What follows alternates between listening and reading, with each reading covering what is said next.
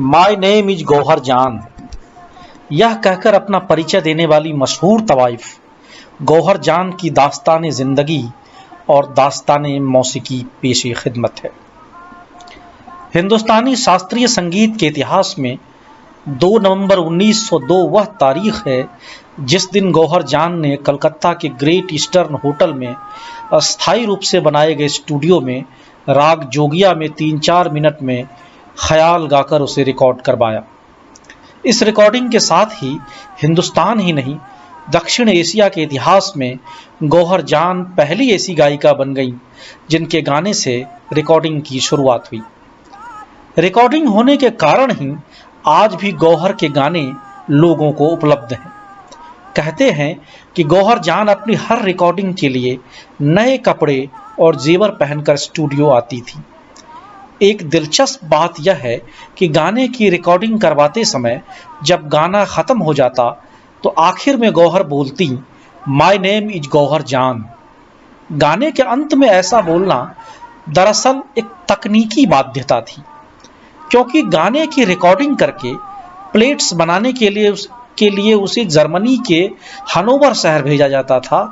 वहां तकनीशियन गाने को सुनते, प्लेट्स बनाते और अंत में उस कलाकार के नाम को सुनकर यह समझ जाते कि इस गीत को गाया किसने है। तब उस कलाकार के नाम का लेबल प्लेट्स पर लगाकर हिंदुस्तान के बाजारों में भेज दिया जाता। इस प्रक्रिया से गुजरकर प्लेट्स को हिंदुस्तान के बाजारों में आने में तकरीबन साल भर का वक्त लग जाता था।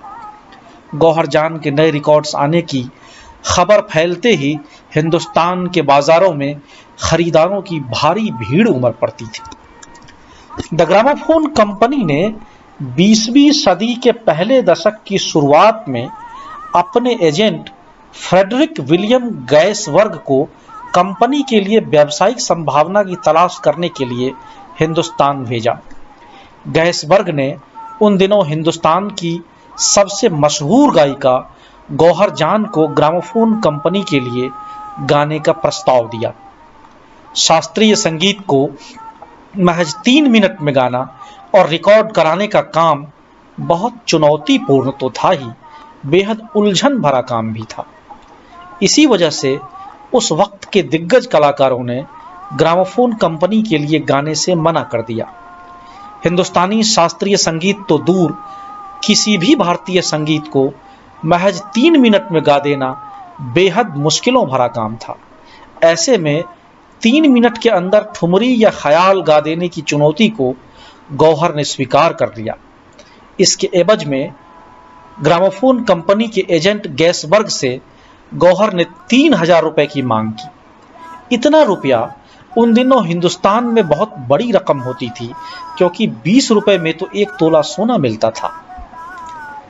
तत्कालीन संयुक्त प्रांत यानी आज के उत्तर प्रदेश के आजमगढ़ में 26 जून 1873 को पैदा हुई गौहर जान की मां बड़ी मलका जान उर्फ विक्टोरिया हेमिंग्स और पिता रॉबर्ट अंग्रेज थे और उनका संबंध इंग्लैंड से था।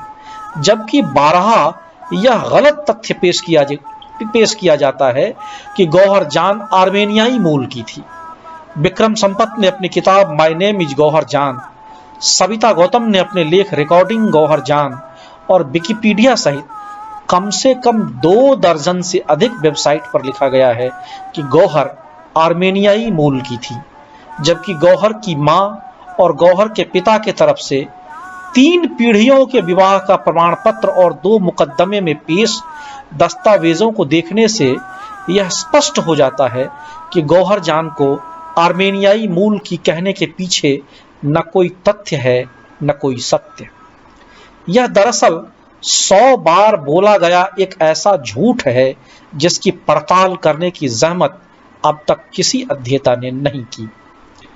गौहर को पटियाला के काले खां उर्फ कालू उस्ताद, रामपुर के उस्ताद वजीर खां और पटियाला घराने के संस्थापक उस्ताद अली बख्श ने हिंदुस्तानी शास्त्रीय संगीत के गायन की शिक्षा दी। महान कथक गुरु बृंदादीन महाराज, जो मशहूर कथक नर्तक बिरजू महाराज के दादा के भाई थे, से गौहर ने कथक डांस सीखा। सृजनबाई से ध्रुपद और चरण दास से बंगाली कीर्तन की शिक्षा ली। असल में बड़ी मलका जान और उनकी बेटी गौहर जान के पहले शिक्षक उस्ताद इमदाद खां साहब थे, जो माँ और बेटी के गायन के दौरान सारंगी बजाया करते थे। गौहर की माँ बड़ी मलका जान चूंकि गीत संगीत में पारंगत थी, इसलिए गीत संगीत और नृत्य की बारीकियों को देखते सुनते हुए गौहर का बचपन गुजरा था। हिंदुस्तानी शास्त्रीय संगीत और कथक सीखने के अतिरिक्त गौहर ने रविंद्र संगीत की शिक्षा भी ली थी। गायन की कला से लोगों को हैरत में डाल देने वाली गौहर पहली डांसिंग गर्ल भी थी और ग्रामोफोन पर रिकॉर्डिंग करवाने वाली पहली परफॉर्मर होने का एजाज भी उन्हें हासिल है। यही नहीं, दिसंबर 1911 में दिल्ली दरबार में prince of Wales king George पंचम के राज्याभिषेक के अवसर पर आयोजित कार्यक्रम में गाने के लिए गौहर जान को बुलवाया गया था, जहां अपनी समकालीन तवाइफ इलाहाबाद की जानकी बाई छप्पन छुरी के साथ इस अवसर के लिए खास तौर पर एक युगल गीत तैयार किया था, जिसके बोल थे, ये है ताजपोशी का जलसा मुबारक हो मुबारक हो। जब यह गीत समाप्त हुआ तो सम्राट ने दोनों की कला की खूब तारीफ की और बतौर इनाम सोने की 100 असरफियां भेंट की। गौहर की एक और खास बात काबिले गौर है। लखनऊ की तवायफ उमराव जान उर्दू में अदा तखल्लुस से शेर कहा करती थी, तो उर्दू शेरो शायरी से गहरी दिलचस्पी होने की वजह से गौहर जान भी हमदम तखल्लुस से शेर कहा करती थी। गौहर जान हमदम का एक शेर अब भी उनकी गायकी की कद्र करने वाले कद्रदानों की जुबान पर है। शायद की याद भूलने वाले ने फिर किया, शायद की याद भूलने वाले ने फिर किया, हिचकी इसी सबब से है गौहर लगी हुई। गौहर जान ने महफिलों में गायन से ज्यादा अपनी रिकॉर्डिंग के जरिए ठुमरी, दादरा, कजरी, चैती, भजन और तराना दूर दूर के लोगों तक पहुंचाया। इस वजह से उनकी शोहरत इस तेजी से फैली कि गौहर 20वीं सदी के 3 दशकों तक हिंदुस्तान की सबसे महंगी गायिका बनी रही। महफिल में गाने का दावत देने के लिए आने वाले कद्रदानों से जब तक सोने की 100 गिन्नियां वह नहीं धरवा लेती थी, तब तक हामी ही नहीं भरती थी। उस वक्त के हिंदुस्तान की वह पहली करोड़पति गायिका थी जो रानियों की तरह बहुत ठाट बाट से रहती थी। शाह खर्च ऐसी कि पालतू बिल्ली ने जब बच्चे दिए तो अपनी कोठी पर एक पार्टी की, जिसमें 20,000 रुपए फूंक दिए, जिसकी कीमत आज के हिसाब से तकरीबन 9 करोड़ 6 लाख रुपए के आसपास बैठती है।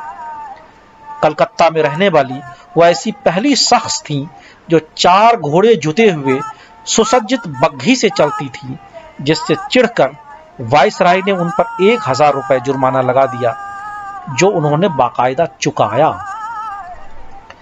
बचपन में देखी हुई गरीबी ने उन्हें इतना व्यावहारिक बना दिया था कि गौहर ने अपनी कमाई से कलकत्ता में कई कोठियां और खूब जमीन जायदाद खरीदे और अपनी जवानी के दिनों में रिश्तेदारों पर खूब पैसा लुटाया।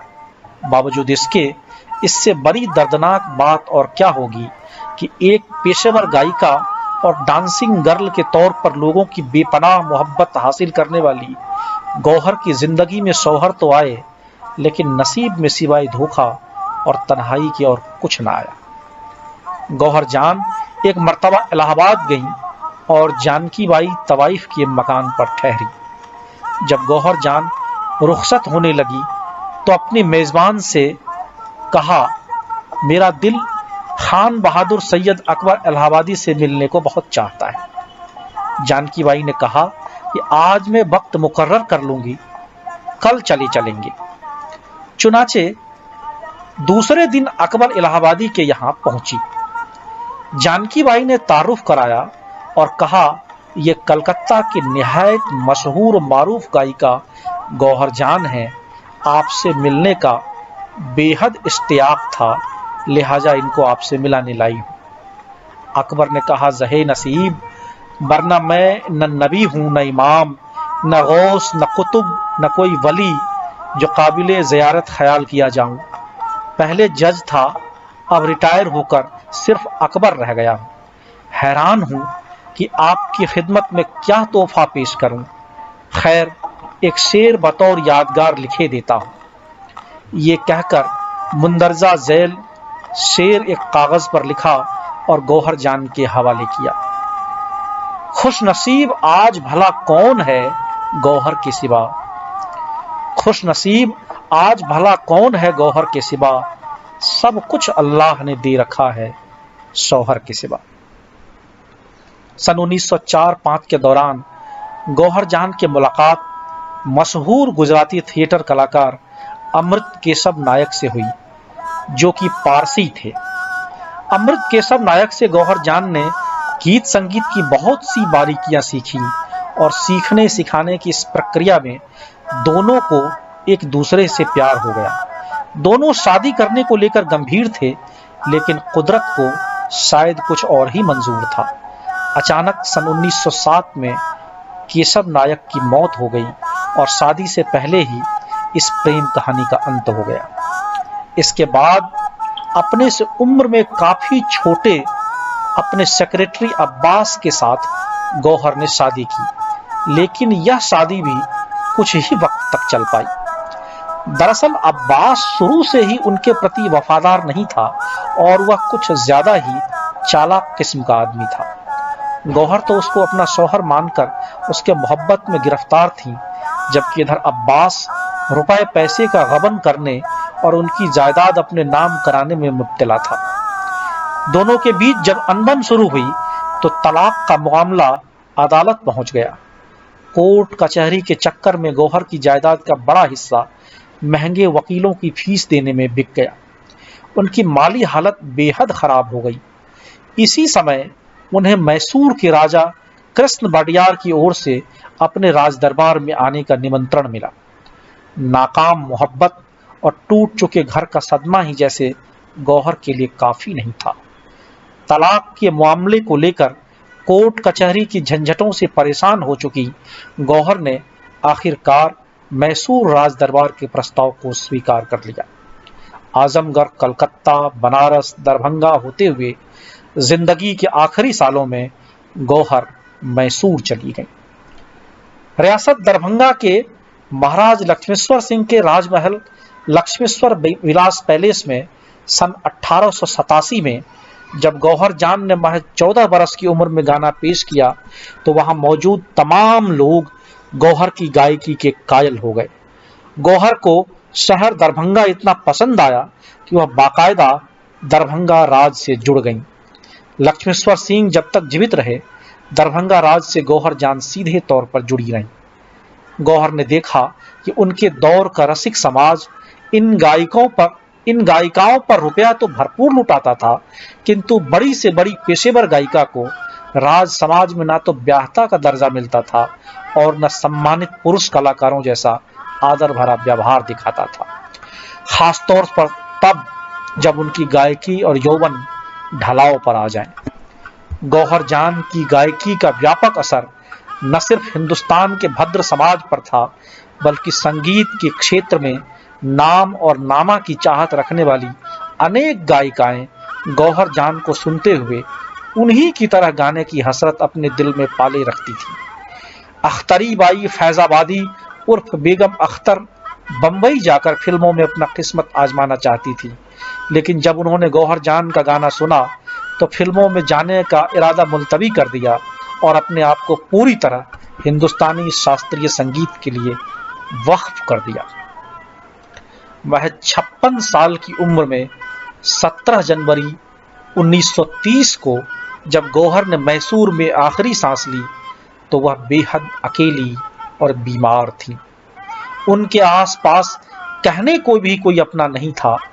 अपने जमाने की सुपरस्टार और करोड़पति गायिका गौहर जान की मौत तो आवाए वतन से भी बहुत दूर हुई, जहां किसी अपने के हाथों से उन्हें मिट्टी तक नसीब न हुई। तवाइफों के साथ ही तहजीब और मौसीकी के ठिकाने का भी धीरे धीरे इंतकाल हो गया।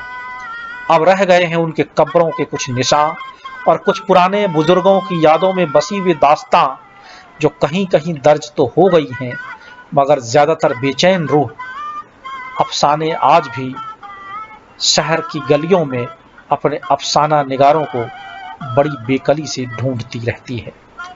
इस गमे दुनिया ने अगर थोड़ी भी मोहलत दी तो आगे कोशिश रहेगी कि इन अफसानों को रोने के लिए एक कंधा दे सकूं और जेहन से आहिस्ता आहिस्ता